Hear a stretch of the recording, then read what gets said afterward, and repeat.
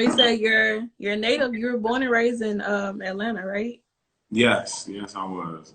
What was that like? You know, I mean, I've been to Atlanta maybe like twice in my life. But from your experiences growing up, you know, with Atlanta being like considered to be the Black Hollywood, there's so many talented people there, you know, like yourself. How did you get like influence within the music and the culture of Atlanta? I mean, I feel like if you're from Atlanta, whether you do music professionally or not, you're always influenced by the music being made here. I really feel like in many genres, Atlanta kind of holds the pulse of the music industry, especially from the perspective of the talent. Like there's so many rappers, so many singers from Atlanta or rep Atlanta as their hometown. So it's kind of hard not to be influenced. I think as a kid, you know, being here and like So Def being here, LaFace Mm, Records being here. I mean, we just had a great amount of music coming at us all at one time, right. and you know, even at the parties, like the play, you could really do a party and play nothing but artists from Atlanta, and it would still be jumping. You know what I'm saying? So Hmm. I think that's really like you don't have a choice but to be inspired. Even people that aren't from here get inspired and move here. So like it's kind of hard to not fall into the culture here if you allow yourself to. Right, right. So I did a little snooping. Hmm. And I saw a post that you put on Instagram about you, you know, being at the Apollo in this big suit that they always, I don't know why they put y'all in these big suits as kids. Like, why they, like I never understood like why they put boys in these big old suits and everything, but you were, you know, you were up next, standing next to Monique, you know, a Hmm. legend, you know, being on the Apollo, that's where everybody wants to get to. It's where stars are made, you Yeah. know? And you like for you, like were you nervous, terrified, or just like no? As a kid, I was never really nervous. I think there's a lot of positive energy that comes with being a kid. You ever see kids just like jump off of stuff and you be like, why are you jumping Mhm. off of that? Like I was definitely that type of kid. I was fearless. So I remember being very, very confident for the Apollo as Mhm. a kid, but the experience itself was crazy. I had never been to New York before. So that was already Mhm. crazy. A little Southern kid from Atlanta going to New York for the first time. And it was the first time that I feel like I had really been around like celebrities, because Monique was there, but there's always celebrities in the house at the Apollo and backstage, comedians Right. coming in and out. So you just never know who you're gonna see there. So that was the part that was exciting for me, like getting to sing for all these people that I never met. And I knew I was gonna be on TV, so I knew it was gonna give me some cool points at school. Mhm. The following week. So as a kid, I was just kind of excited about that. That experience though is super super pivotal for me as an artist though because it really taught me how to be confident, no matter what size the crowd is. And the Apollo crowd is real Very hard on tough. people. So I got a standing ovation that night. Monique said some really positive things about me, and yeah, that was the experience. That's awesome. So like, you know, when you got back to school, what were your classmates like? Did they throw like a celebration for you? They had to throw a celebration. Like my classmate was on the Apollo. Yeah, Like, they didn't really do that. oh uh, man. luckily, my mom is really really cool, and my mom was up there bringing VHSs like to all my teachers that she had it copied a bunch of times, so I didn't really get a party. Definitely, there were some haters, in my fifth grade class. Mhm. Shout out to them. Some of them still hating. You know what I'm saying? It's all right. But I just remember it not really being a party. My school was not trying to make me the special person that week. But I had a great reception from my family and from my real friends. And we had a little viewing party at my grandma's house, and it was lit. Well, you know what? That's all that matters. Forget them and they little pizza parties. No, they never give you a big enough slice at these pizza parties No, too. It'd be the just a littlest slice. Like why they do kids like that? I hope they still cause I do. guess they're trying to make, you know, for seconds. But then we never. Do you ever remember getting seconds? never remember getting seconds. Never. I think they take it to the teacher's lounge and they eat the rest of it. Right. That's what I'm saying. They need to give us regular slices. They be cheating us out the pizza parties. That's what they do. Yeah. So growing up, you play like 11 instruments. Yeah. I only play 3. You beat me, okay? You outbeat me. So like when it came to instruments, like how did you get involved with it? Like what made you want to pick up an instrument and decide you wanted to play? Well, I really felt like I didn't have a choice. I mean, I knew I was going to play an instrument. I thought piano was going to be my only instrument. But very early in life, my father got his own church, and he got his own church, but it didn't come with like the best musicians, you know. So any given Sunday, those musicians might be out, you know, they might be, you know, hungover from the night before, honestly. And if there was nobody there to play, then service couldn't go up. So I had to learn how to play multiple things to make do in our church, because I didn't want to embarrass my pops, you know. I didn't want him to get up there and have nobody to play behind him, you know. So I learned everything as quickly as I could, and then as I got older, I just kept getting better at it and picking up more instruments and, you know, really understanding how to use my voice and all of that. So it took some time to get to those 11, but definitely I played them out of necessity for sure. Okay. Did you go through some type of, like, did you have like an instructor to kind of teach you, or you kind of taught yourself? No. Well, I take that back. I had piano lessons very early in life. But my piano teacher, when I was really young, passed away, and they tried to replace her, and I just stopped going because I felt like I could teach myself. I have perfect pitch, so picking up notes and things was always easy for me. So I basically just trained by ear for everything else. Like guitar, I've never had a guitar teacher. I just play what I feel. And yeah, that's pretty much how I learned it. I had to just learn it, you know, by myself. I think that's dope. You know, learning by ear, learning to play an instrument by ear is very rare. Yeah. We're rare people, because I can play by instruments. Like by my ear, I could play. If my piano teacher was to play something, I can go right behind her and play it. Yeah. Luckily, I did not continue piano lessons, but my little keyboard is up in my closet. So one day I might pull it out. One day I might pull it out. Who knows? But you gotta playing by ear. You know, I thought about it maybe in my Alicia Keys days. You know, maybe that much. But I'm not no Alicia Keys, so she got it. She does have it. But I think that's dope that you taught yourself how to play those 11 instruments, because it plays a part in you being a producer. You know, being a producer, you play so many different beats, so many different sounds and stuff. And how did you get into producing?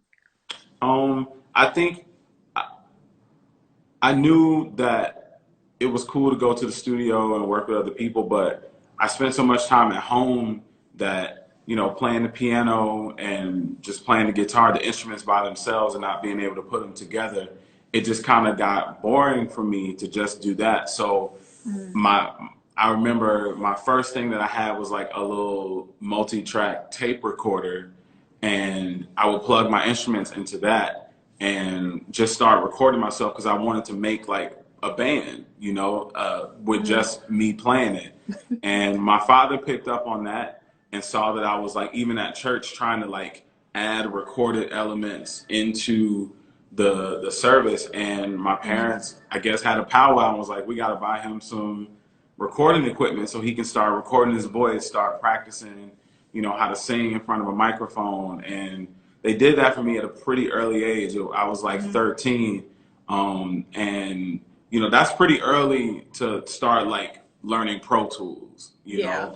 But I wanted to, and luckily for me, I had really good mentors at the time from my church who knew how to record and were willing to put me in their studios and let me learn and sit and be mentored. So yeah, and then from there, I just kind of kept buying equipment. You know, as I got good at something and something became too amateur for me, then I upgraded and got some bigger equipment and, you know, big drum machines and all that stuff. So I spent a lot of my parents' money on that. I hope they forgive me for for all of that.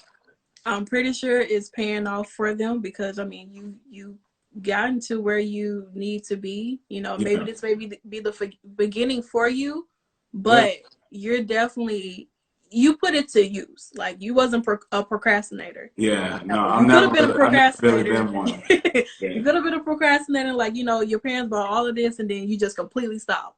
Yeah. Then they could fuss at you. Yeah, they definitely would. There have been some things that I tried and it didn't Mm-hmm. work, and they were like, "All right, don't be wasting our money out here." So Yeah. My parents gave me the same treatment too. That's why my keyboard is up there in the closet. yeah, So, but you know, within producing, you know, you actually had opportunities to produce for other big names and write as well. You know, yeah. I think that's amazing. Who are some of the people that you had a chance to produce and write for?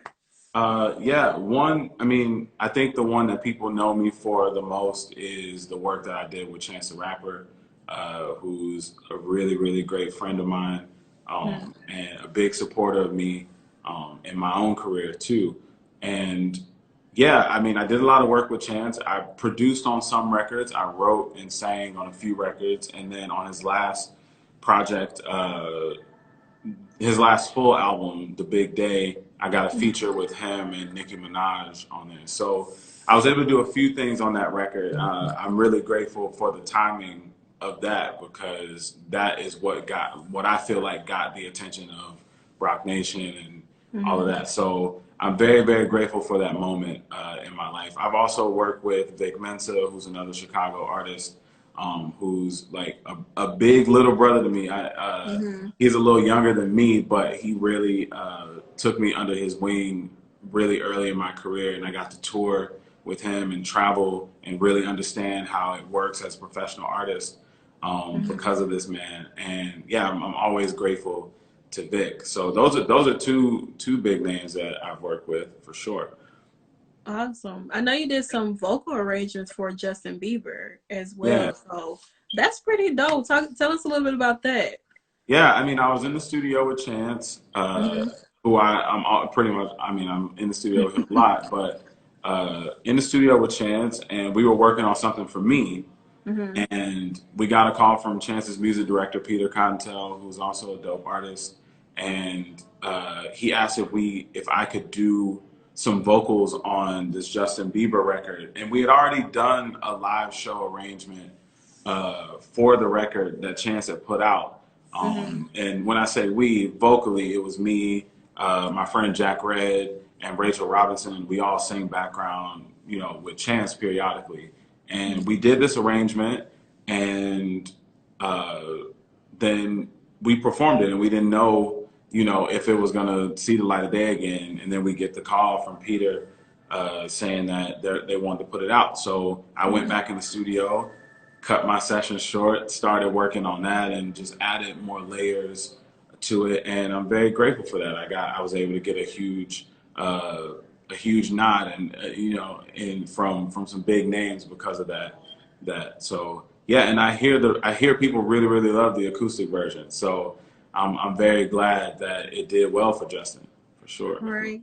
You know, I love acoustic versions of songs. Yeah, It's like the raw realness of it. I would really love to listen to nothing but a whole acoustic album yeah, project yeah, because it just sounds better to me. Like it just sounds better yeah. in my book to me. But there was a time where you know you made like a TV appearance in Mhm. 2016 on The Voice. You were Yes, actually like spotlighted on Pharrell's team, and Pharrell, he's an icon, like yeah. legendary, you know. And tell us about that experience for you to actually be like on his team. I mean, I if anybody knows who Pharrell is, like just from the media, you know how amazing and incredibly talented he is. So being on his team, it just felt like, you know, a moment in that I would never forget.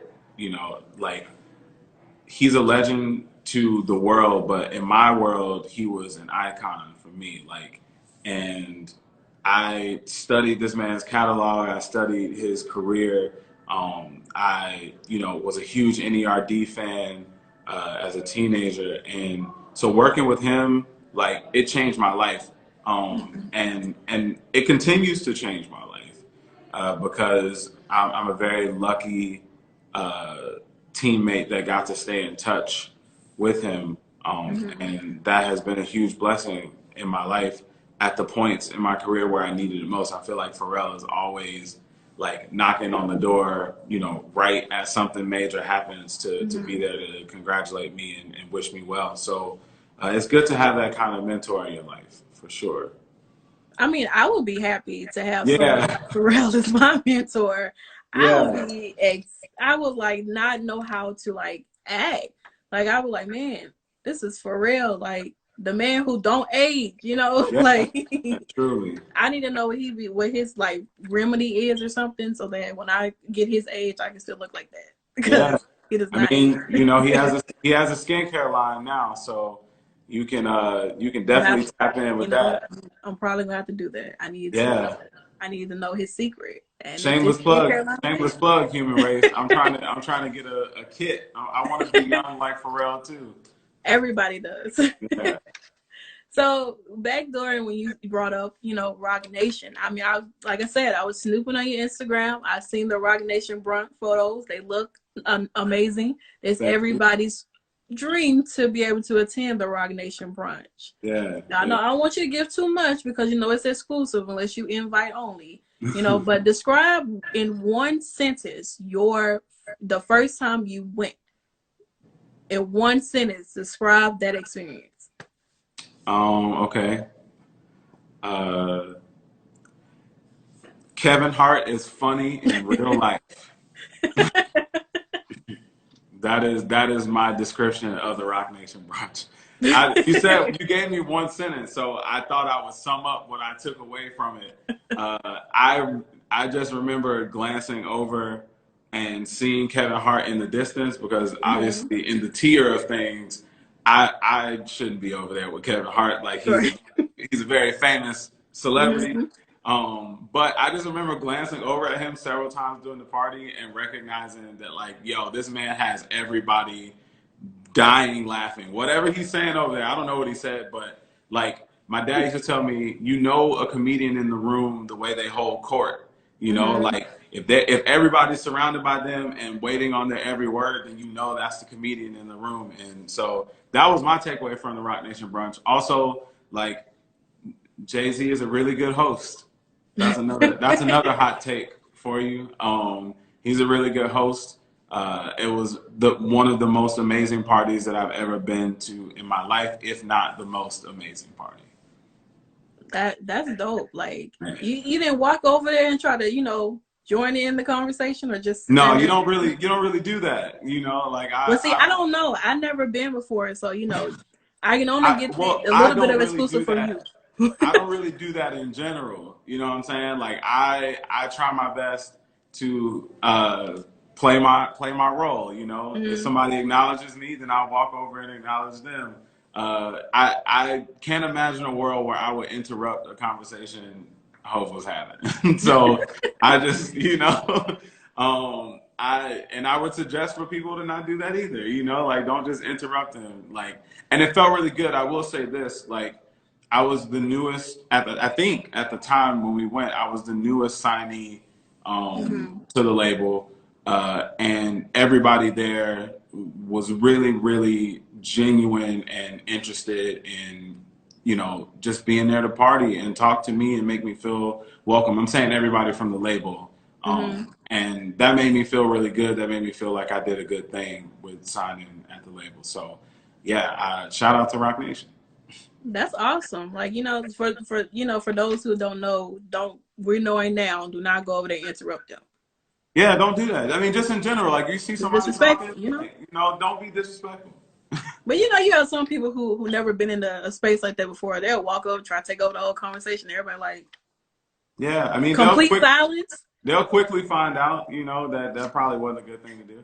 Completely. If they give you complete silence, you might just know that this is the last time. Yeah. The last time. Go do something. And that's else. what I was afraid of too. I didn't want to like mess up my future invitations, you know. Mm-hmm. So I understand. We just don't do that. Anybody who go, just read the room. Yeah, right. Don't go over there. So your single that you have out called Kream, what was the inspiration behind this song? I mean, sex, you know, like I mean, everybody have their own type of meanings and you stuff. can't, right. But I'm just saying, I think with Kream, it was definitely that. I think if I denied that first, then people are like, man, this man ain't real. You know what you're talking about on the song. But I think there are some deeper layers to it. I think, you know, I always tell people to listen to the bridge of that song. Mm-hmm. And I think the bridge of the song is the overall feeling of the whole record. And my favorite line from the bridge is, "You're a fountain full of divine truth." And I think the song, for as much as the song is about sex, it's also about a deep, deep feeling of admiration for women, you know. And I think that's why I wrote the song. That was the inspiration. You know, it doesn't always have to be about sex. It can also be about those deeper layers, and those small little details that I think, you know, women like for us guys to care about, you know? Okay, I like that. Yeah. I like that line too, though. I think it's like, I guess, romantic in that kind of way. Yeah, it turns from something being over sexual to something being really romantic, and I think that's cool in 2021. You know? Yeah, that's true. But you know, tomorrow you're dropping your EP. Yes. You know that, darling. You In know, 2 hours and 35 minutes, I am. Yes, we're ready for that. You know, bouncing off of Kream and then dropping your EP. You know, darling, you've dropped a little bit of a snippet of it on your Instagram.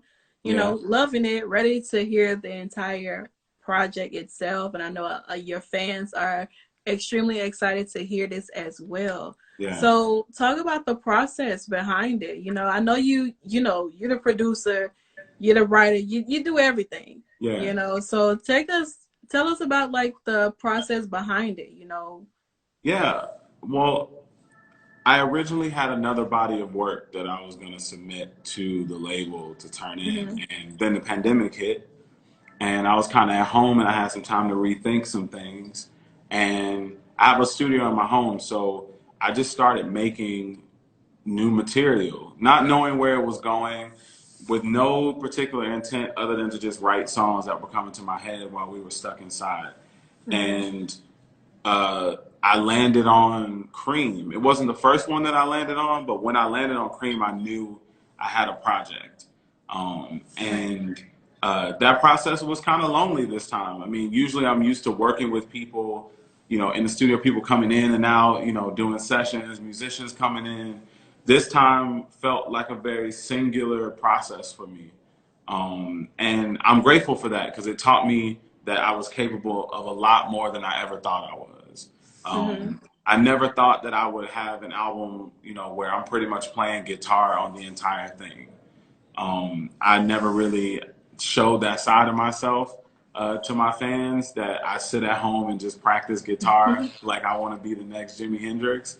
And I feel really good about that, hearing myself play drums on a record. You know, that before, I mean, honestly, I didn't even have the budget to make these kind of records. So now that I do, I'm really trying to flex my muscle, and I'm grateful to be able to do that, especially with this project, because I'm just gonna always remember this project as the one that I did the loneliest, you know, and every time I think about it, it just shows me what I was actually capable of.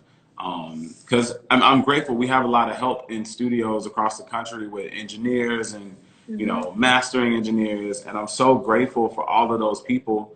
But it felt really good to be able to do this one like from scratch all by myself. Obviously, I work with other producers. It made me feel really special. I was like, you got to be a special kind of artist to not have, you know, a mix engineer, you know, right there with you while you're recording. And that made me know that I have a really bright future ahead of me. And I can't wait for y'all to hear this tonight. Like, I want y'all to spam me and tell me what you think for sure. Well, we're going to start off. Everybody who's watching this interview right now, if you are ready for this EP, we want fire emojis in the comment section right now. Like, we need you guys to spam the comment section with fire emojis for this EP. We need that.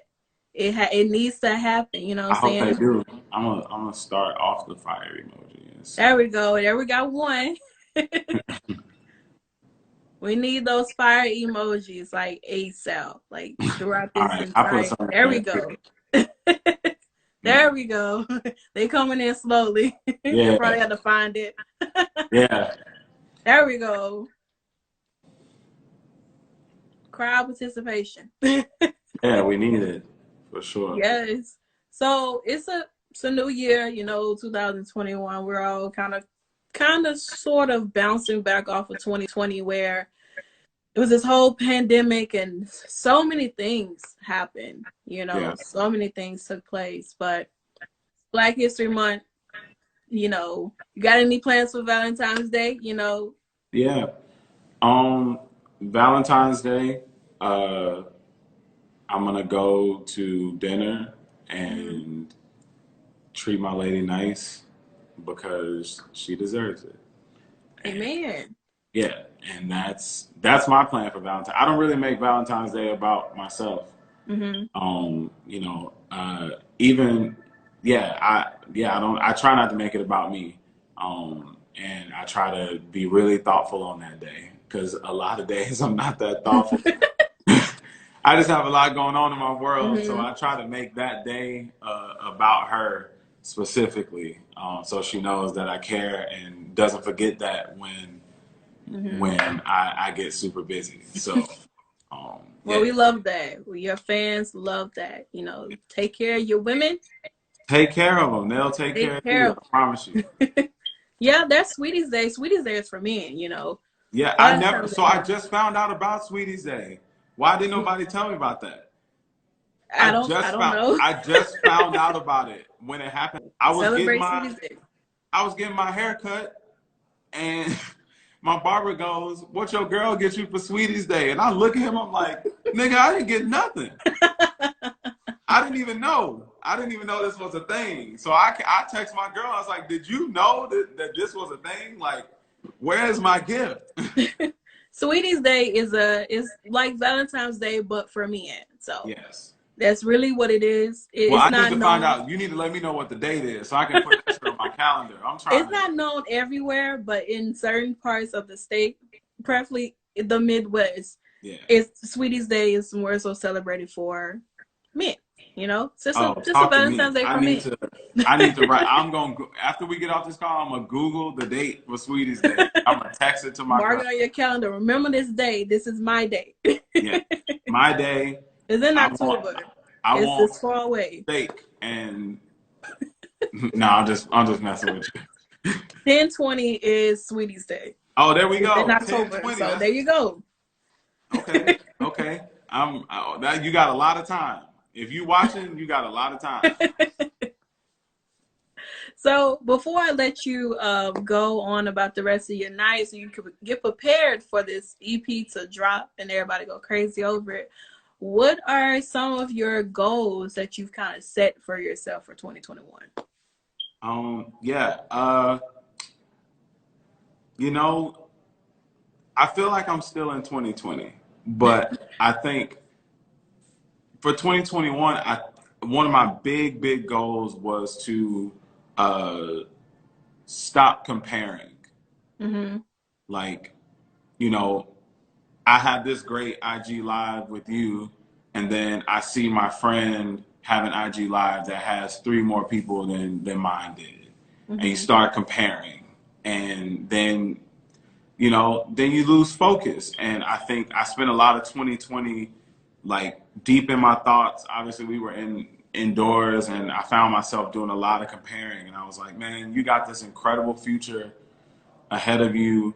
You have Mm-hmm. these great opportunities. It's not every day that a predominantly hip hop label signs an R&B act, and you're the only one, Mm-hmm. the only male R&B act at the label. You got to embrace that and stop comparing your destiny to other people's destiny. And that was my big goal. I think another big goal for me is to drop another project this year. I think that's a personal goal of mine to get 2 projects out, because that'll show me something different about myself. Like, I spend a lot of time overthinking things. So if I get 2 projects out this year, I'll feel really, really productive. And then the last goal, I think I really want like a new car or a new Mm-hmm. house, and or both if I can get it. And that's a big Mm-hmm. goal for me, just trying to like get my money right, and use it to buy me some things that I can have for a long time. So Okay. Well, we're gonna go where the money resides, okay? We're gonna listen, manifest that. always. And We're that's gonna on manifest Mary that. Had a Little Lamb, you know what I'm saying? We're gonna manifest that for you, that you're gonna Yeah. get a new house and a new car. And Yeah. you're gonna drop another project. Yeah. And I we're want gonna all not of it. focus on comparing. Yeah. We're gonna get all of it in We're gonna get all 2021. of Yeah. it. Well, I thank you so much for taking your time out of your day to Of talk to course. me over your Hip Hop Weekly. It was a blast. This was fun. Don't really do IG lives like that, but they may bring me out of retirement. Who knows? Yeah, that's what I'm saying. It seems like you're a natural. A little. It's coming up on my 6th year of being a Oh journalist. wow. Wow. Yeah. Congratulations. Thank you. In July, my birthday month. So, My birthday month. oh, Cancer. Leo. Oh man, you see, we were almost there, but hey, we still share the same birthday month, so Same we birthday month. good. But yeah, I'm definitely a Leo through and through. It's okay. My Venus sign is a Leo, so Oh, okay. yeah. Word. So I love like a Leo, but I'm still a Cancer. Yeah. Wow. That's an interesting dynamic. It is. Yeah. I got to figure out what my Venus sign is. I'm gonna figure it out. Just search up your birth chart, put in your name, the location where you were born at, and your time you were born. You'll find everything you know about yourself. Oh God. Okay. All right. Well, that sounds like a lot for your boy. So maybe I'll hold off on that one till I'm mentally ready to learn Okay. about. Well, okay. Well, we're gonna hold you to that. Yeah, I'll report back. Remember, Santana told you, look up your birth chart. I'm gonna do it. I'm gonna do it. But yeah, thank you so much again. Thank y'all for the comment on my hair. It's a wig, but appreciate it. I thank you so much for taking time of the day once again. This was fun. Thank And you. enjoy the rest of your night. Success all to you 2021. Thank you so much. I'll talk to you soon. Okay. All right.